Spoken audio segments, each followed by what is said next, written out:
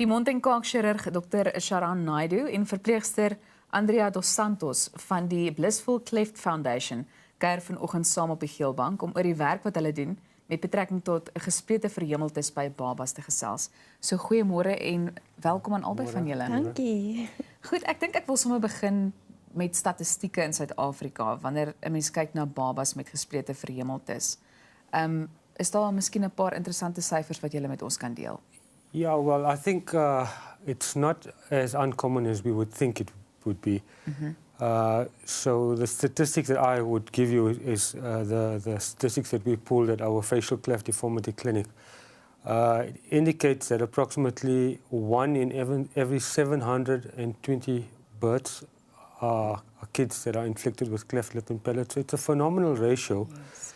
If you were to take it into perspective of the population of South Africa. For instance, if you would look in Gauteng alone, we'd expect approximately 20,000 children to be affected with cleft, of various age groups, obviously.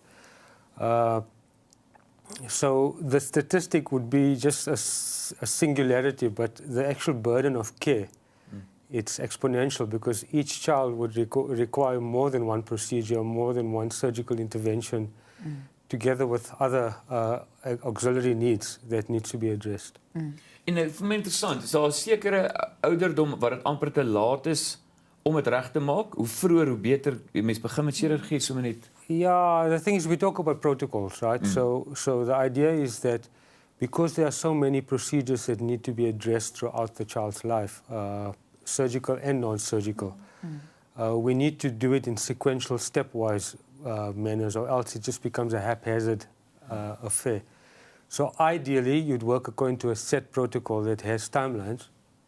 And unfortunately, we do have many patients that fall out of protocol. And they would need to be dealt with, but the outcomes become slightly unmeasured, comparable to those that fall within protocol. En kan 'n mens dit aan 'n spesifieke oorsaak toeskryf?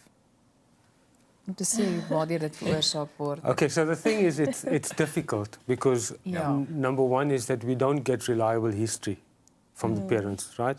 For one is that they don't understand where they faulted or the cause. The other is that there's non-disclosure. So from the literature and from our experience, smoking comes high up on the list. High alcohol intake From the mother. during pregnancy. Yes, during pregnancy. Can you believe it? Yeah, high smoking, smoking during pregnancy, high alcohol intake, poor antenatal. For antenatal care, not taking your folic acid is quite important to create prevention.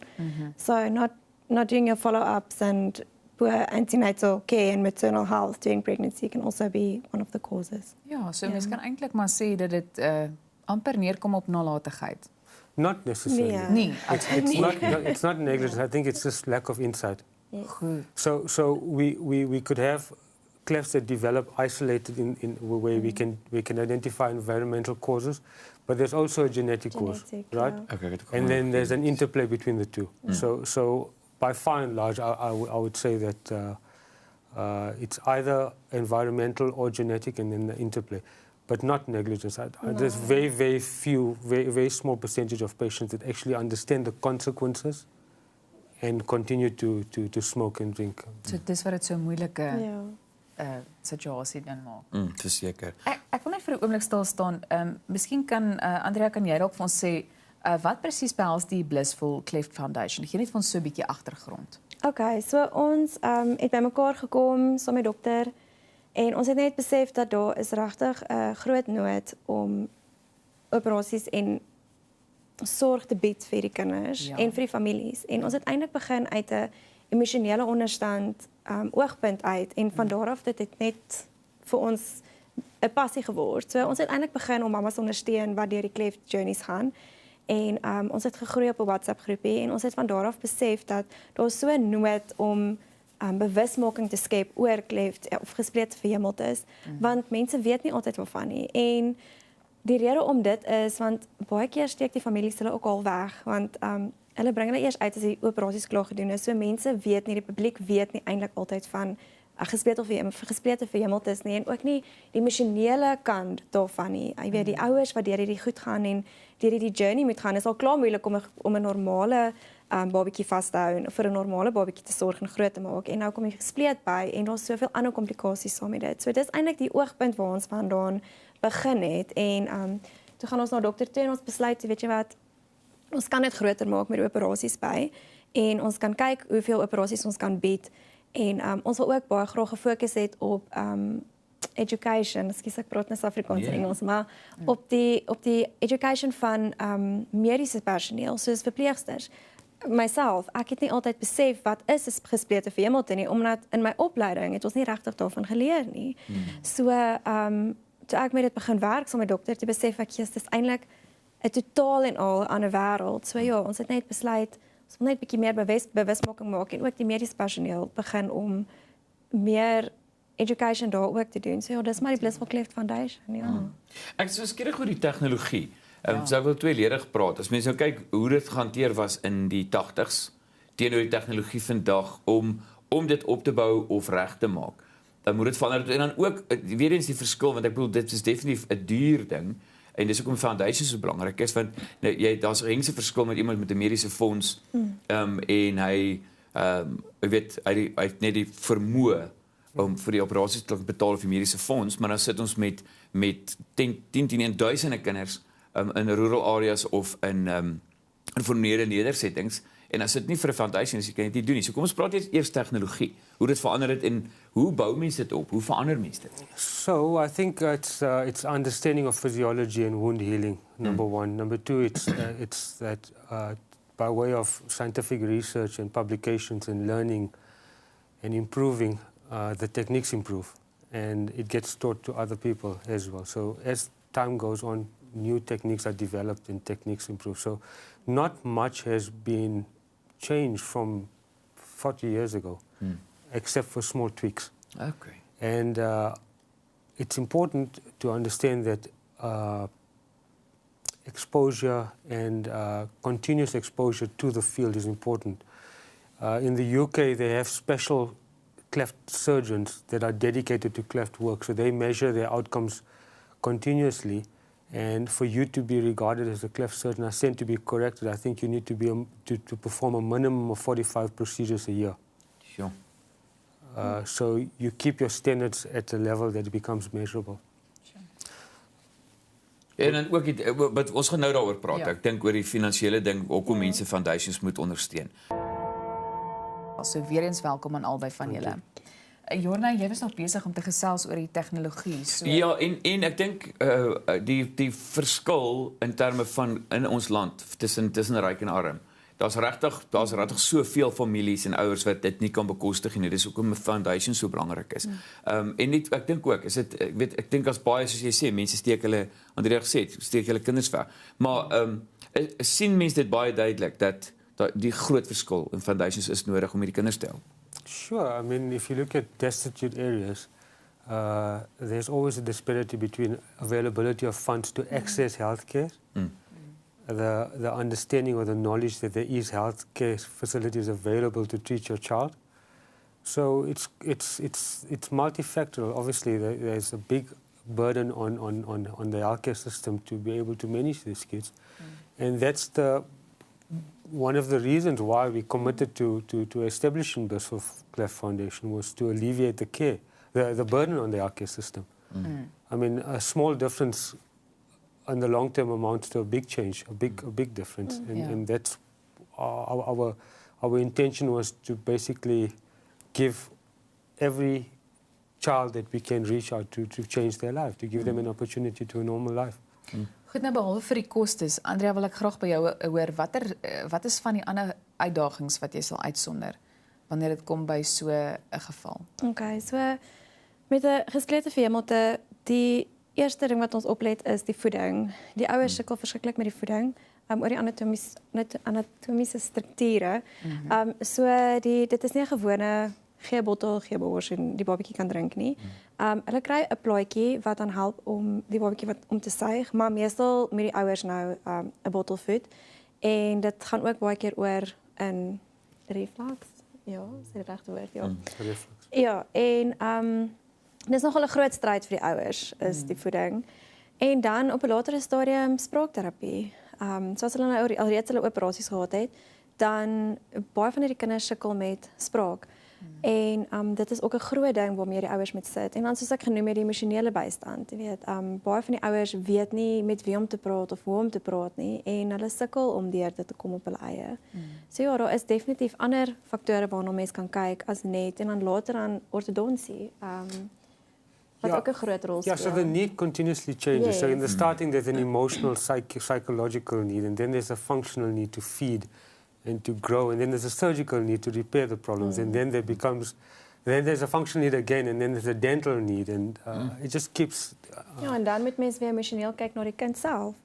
And then die kinders as 'n in die bietjie ouer is, skool, ook, and Yes. then it becomes a cosmetic need, right? Yeah. Because an inadequate closure or repair is not adequate anymore. En because baie it's- van die kinders in tienerjare kom terug uit hulle eie uit en sê okay, nou wil ons, jy weet, soos dokter sê reconstructive surgery, as hulle wil hulle neus mooi maak of hulle wil die gesig weer regmaak. So dit is nie 'n quick fix nie. Dit is nie iets wat gaan in die eerste jaar van hulle lewe regmaak word en ons beweeg nou aan nie. Dis iets wat 'n pad stap en wat net dis 'n lang pad wat hierdie kinders stap. And I just like to extend on what Andrea touched on earlier.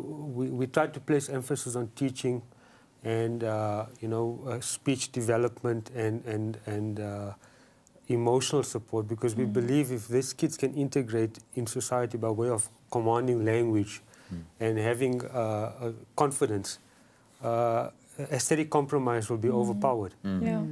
Wat is die mediese uitdaging? En dit is 'n vreemde vraag miskien, as mens nou vroeg begin, maar die kind groei ook nog. Help dit dat dit, weet, as jy 'n babietjie begin opereer en soos hy groei, Yeah, but that's it. to get that balance. The problem is when you look at protocols and Yeah. they get established over the years and they get improved on, it's to blend in or to find that sweet spot where growth is not going to be disadvantaged, but we will benefit off the surgical technique for optimization of feeding and speech. So there's always that interplay where you need to find that sweet spot, and that's how the protocols get adapted and adopted.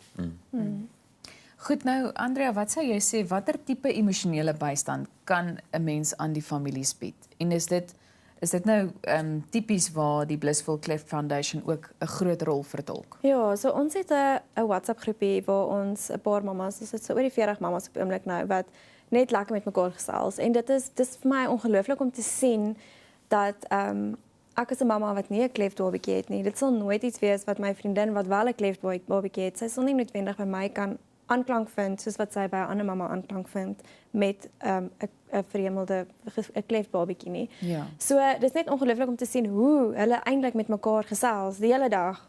Dis permanent boodskappe wat vorentoe en agtertoe gaan. So dis ongelooflik om te sien hoe daai groep net daar kan wees vir mekaar en dis regtig iets wat ons net meer wil doen en dan het ons ook die voorreg om mammas oggende te begin het waar ons oumas nooi, mammas nooi, die kindertjies kan saamkom en dan kry ons 'n spesifieke persoon om bietjie te kom gesels op die oggend oor challenges waardeur hulle gaan en spesifiek op kleftbabietjies.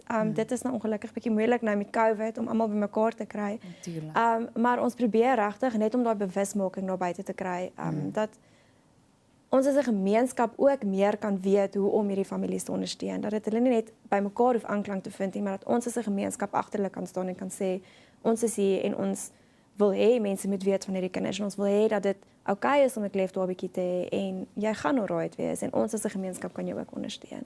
Maar nou wil ek ook vra, want jy het nou na bewusmaking verwys en Dr. Sharan, jy het vroeër genoem dat dit waarskynlik is omdat mense nie noodwendig ingelig is of so ingelig is soos wat hulle behoort te wees nie. So wat meer kan gedoen word om die nodige bewusmaking te skep en mense in die proses op te voed? But that's where sensitization and marketing and putting it out there in programs like this.